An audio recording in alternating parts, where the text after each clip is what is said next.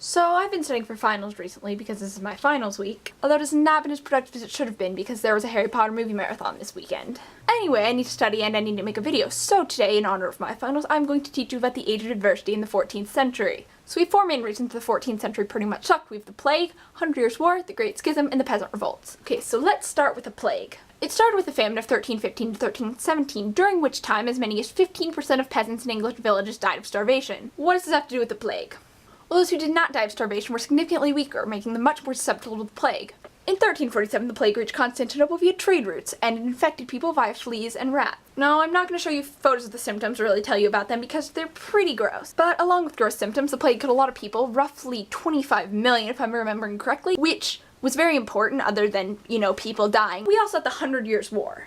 There's controversy over the royal succession in France. The French king died without any direct male heirs, so the nobility selected a distant male relative, Philip Valois. But the King of France's daughter Isabella had married the King of England and had a son, Edward III.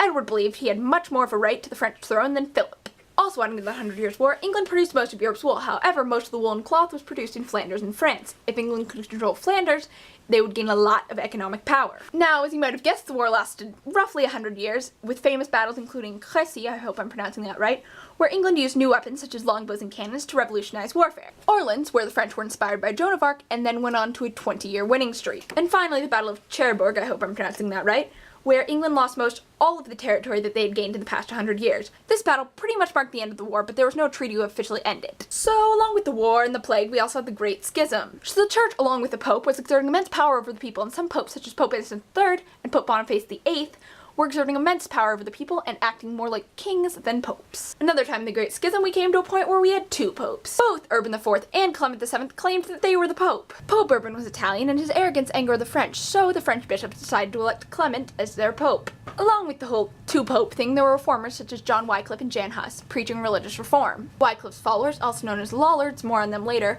preached religious reform wherever they went. Their ideas would be echoed in the Reformation about a century later. So the Council of Pisa has a brilliant idea. We are going to end the schism by electing another pope.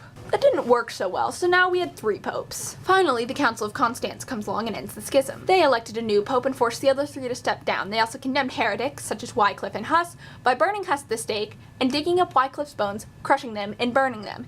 They also promised to reform the church. However, it didn't happen, but they did set the stage for the Reformation. And finally, on top of all of this happy fun time, we have the Peasant Revolts. The plague killed a lot of people, leading to a shortage of laborers, which inspired the peasants to rebel for better wages. These revolts included the Jacquerie, the Lollard Rebellion, and the Champion Revolt. The Jacquerie, the rebellion of the French peasants, pretty much went down like this. We want freedom. Too bad. We shall destroy your property, steal your stuff, and rape your women. Too bad. Unfortunately for the French peasants, the rebellion was crushed. There's also the Lollard Rebellion in England. English peasants and skilled workers fought against the church authority and nobles. Wat Tyler and John Ball helped lead this rebellion, demanding better rights for the non-noble classes. Unfortunately, this revolt was also crushed. And lastly, there was the Champion Revolt in Italy. Wool workers rebelled for better rights for the lower class citizens of Florence. Now, the revolt actually succeeded, and they managed to put a new democratic government in place in Florence. However, it was overthrown 4 years later by Salvestro Medici. So that's pretty much the age of adversity in the 14th century in a nutshell. I hope you guys enjoyed it and learned something. Sarah, I will see you tomorrow.